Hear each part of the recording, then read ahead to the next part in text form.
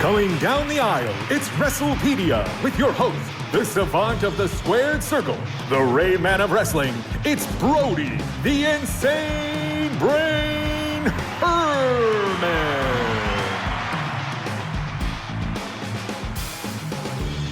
Welcome back, folks. Thanks for coming back to WrestlePedia with Brody, the insane brain Herman, the savant of the squared circle, the Rain Man of wrestling. How you doing today, Brody? I'm doing great. Brody, we've been having a lot of fun doing these lists. Yeah. And I think today is going to be no exception. Today we are going to rank the top 5 announcers of all time, the voices of professional wrestling. Yeah. And just to remind our listeners or our viewers, you're 18 years old currently. Yeah. You've been studying and enjoying professional wrestling almost since you were in diapers. Yeah. Which is very strange because as his dad, I wasn't that into it despite the Hulk Hogan mustache that I'm sporting today. Yeah. Even though I think I look like Grandpa Joe from Willy Wonka, but that's another issue. Yeah, sure. But anyway, you have become sort of a nationally renowned expert in the history of all things professional wrestling. Yep. Now, if anybody wants to reach out to Brody, obviously you can leave something in the comments. We urge you now to subscribe to the podcast or the channel. And you can ask him questions or send in comments directly to him at Brody and that's Brody with a Y, BRODY, at theinsanebrain.com. Are you ready to kick off the list with number sure 5? This is the number 5 greatest professional wrestling announcer of all time. Yeah, well, of course, before we dive into the top 5 wrestling announcers, I want to talk about a few things before we start that off. Okay. Obviously, when we talk to honorable mentions, of course, when people, we're going to talk about these names, so we're going to bring up Mauro Ranallo. I think is a great wrestling announcer. He works he's done WWE for SmackDown, NXT. He used to work for WWE. He calls a lot of the UFC boxing matches.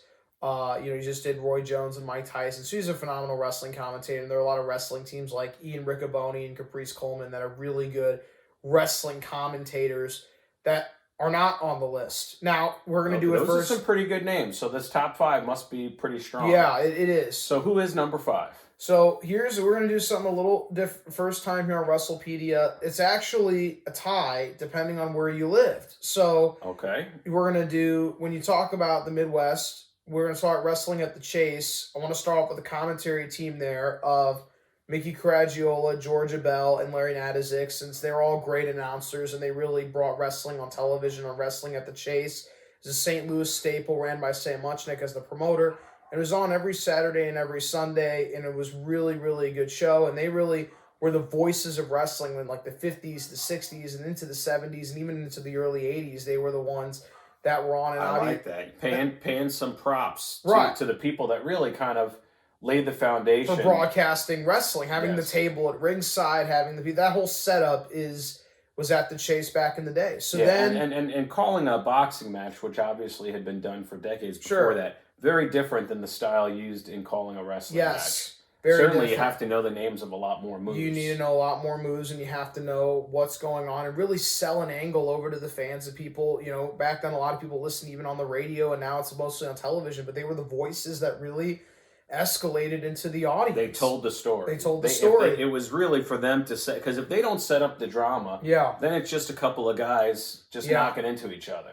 To be honest, I wasn't really going to put these in our top 5, but the reason why it's a tie is because it's another commentary team, Gorilla Monsoon and Jesse Ventura. Yes. Now, I can't believe they're number 5. I grew up listening to Gorilla Monsoon and he's Jesse phenomenal. Ventura, and I love them as wrestling announcers. Yeah, they really were the first. Vince McMahon used to do all of it. They didn't have the whole table until Wrestling at the Chase did that, and Vince McMahon used to just go up and he would have his little microphone. He'd interview all the guys, and then all of a sudden, that was back when he was sort of a normal-sized guy. He was fit, but he wasn't the muscle Vince guy McMahon, and then when he became the promoter, he obviously had Gorilla Monsoon did a lot of things with Vince McMahon as well earlier on when they started commentating. And Gorilla Monsoon was not a handsome man. No, but he wasn't meant to be. It was a gimmick. Gorilla. Well, I think right out of the gate, when your nickname is Gorilla, no one's expecting a handsome man. No, he was managed by, in his early wrestling career, by the Wild Berry. That was his name, Wild Red Berry. He was a manager way, way back in the 60s. And Gorilla Monsoon was the Manchurian Giant. He didn't speak English. He needed a manager, and he did, great feuds with Bruno Sammartino, and he just stayed around. He had... But eventually he must have learned English, or maybe he knew it all Well, along. he knew it all along. He was a great amateur wrestler Yeah, when we talk about Gorilla Monsoon. Yeah, I mean, very good commentator. So that's your tie at number 5. Let's move the list forward, and let's get to number 4. Well, number 4 is Tony Schiavone, and it's because of his longevity of his announcing. I mean, all the great stuff he's called. When you think of WCW in the 80s and the 90s, his interviews, and then, of course, with him behind the desk. He was a great play-by-play guy, and he called many Starrcades, many main events, many WCW heavyweight title changes, and he was really, he's the voice. He's still working now in All Elite Wrestling. Is it fair to say he's sort of the Vince Scully of the wrestling world? We'll talk about the Vince Scully of the wrestling world. I wouldn't call him the Vince Scully of the wrestling that's an world. overstatement. It's a little bit of an overstatement. He was number 3, and number 4. Oh, number 4. Okay, yeah. Well, then he's certainly not the Vince Scully of the wrestling world, but a long career nonetheless. Yeah, he's more like the Mel Allen of the wrestling world. He was a long-time announcer, but he wasn't Vince Scully of the wrestling world. We'll talk about I think that's a fair comparison. Let's go to number 3 on the list and see who we have there. Well, we have Lance Russell from Memphis, and Lance Russell started commentating in the 50s, and he ended up retiring in 1993, so it goes... It's a long career. Yeah, long career for an announcer, and just the matches he called in Memphis. Tell us about some of those. The Tupelo concession brawl between Larry Latham and... Wayne Ferris, who were the Blonde Bombers, and then they, went against Jerry Lawler and Bill Dundee in Memphis. He obviously was the commentator for everything in Memphis, pretty much. I mean, the Andy Kaufman angles, and of course, when Jesse Ventura was there, and then, of course, Jerry Lawler and Terry Funk, an empty arena match, another great match, and one of my favorites of all time between Funk and Lawler. That was an empty arena match? Yeah. Well, we've seen a lot of those this year. Yeah, we have seen a lot of those. Why were they empty back then? It was just a gimmick that they tried to, use on. It had to be, nobody could be there for it. It was an exclusive thing. The only 3 or 4 men were in the building, including the promoter. I guess that's 5. That seems like a crazy gimmick to me. Here's an idea. Let's not have anybody watch the match. Yeah. That seems crazy, but I guess they filmed it. Yeah, they did film it and they put it on television. It was a good idea. And obviously Lance Russell, and he worked at WCW obviously later on with Turner, and they wanted all the announcers and they cared about that. And he worked for them until 1993, so he called a lot of great stuff. That's a long career. Let's move to the number 2 spot on your list. Yeah, by the way, Lance Russell just recently passed away just a couple of years ago, so he lived a very long life for himself. Well, R.I.P.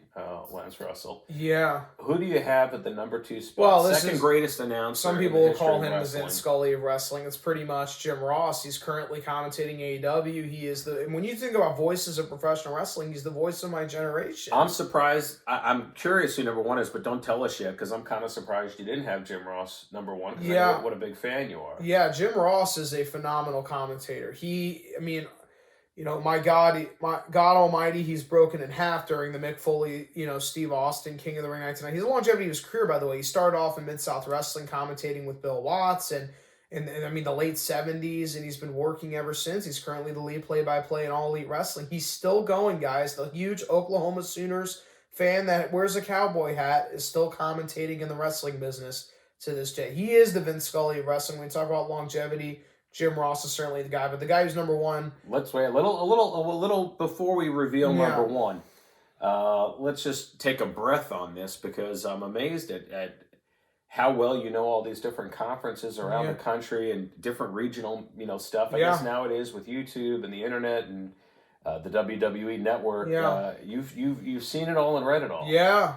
Do you have any? Are there any good books out there that you would recommend to a fan to read if they really want to learn a lot about the history of wrestling? It's really, you can't really learn history of wrestling in a book. You learn a lot on podcasts, hearing men tell stories and why this was done and what happened, and listening to great creative minds talk about wrestling. And there's, a variety of things, watching the WWE network or going to the Impact Wrestling Network. You can watch all the old St. Louis Wrestling at the Chase tapings. Which podcast do you listen to?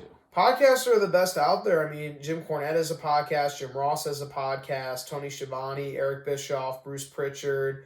There's just so many people. Disco Inferno and Conan.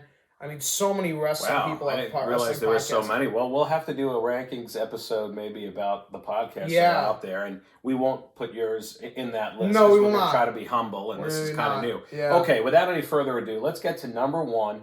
The all-time greatest announcer in the history of professional wrestling is Gordon Solie, cited by many announcers. It's Gordon Solie. Gordon Solie, of course, by Jim Ross, is cited as the greatest wrestling announcer of all time. And when we talk about, he commentated for Florida and Georgia for decades and decades and decades, really in the South, but he really commentated guys like Dusty Rhodes, Kevin Sullivan, a lot of the Florida guys, and a lot of the NWA title changes when they were on TV back then. And Gordon Solie, really, his career was long-lasting all the way until really 1995, and he just commentated for WCW at the end. He was the lead play-by-play guy. His did he have any catchphrases that we not know really. about? He was not really a catchphrase guy, but he just called wrestling like how he set the precedent of how wrestling is supposed to be called. This is how wrestling is called, and Gordon Solie set the precedent of how we call wrestling. So matches. a pioneer. Yeah, a pioneer, and really one of the first big name commentators on television. He was the guy when you talk about Gordon Solie. Is there any announcer that's out there now that just hasn't been around long enough to be considered for this list, but you think have the kind of potential? Yeah, there were guys like I said, Mauro Ranallo earlier, and Ian Riccoboni, Caprice Coleman are a good commentary team. They work out pretty well. There are Taz. Taz, an ex-wrestler, is a great color commentary guy, and Michael Cole for WWE. There are a lot of guys that you could cite as being future commentators that will certainly fall on this list maybe one day at longevity for their career. That's fantastic. Well, anyway, there you have it. Brody Herman, the Insane Brain, has given you his list of the top 5. Agree? Disagree? That's your call. We want to hear about it. Did we leave anybody off? Did we get anybody in the wrong order? Put it in the comments or send an email to brody@theinsanebrain.com. Once, again, you've astounded us with your encyclopedic knowledge of the history of wrestling. Absolutely. Unbelievable, folks. Yeah. Thanks for tuning in. If you haven't already subscribed, go ahead and subscribe to the podcast or the channel, whichever it is you're enjoying this on. And if there's any topics you'd like us to cover, put those in the comments as well. And for now, we're signing off. Thanks for listening. Thank you.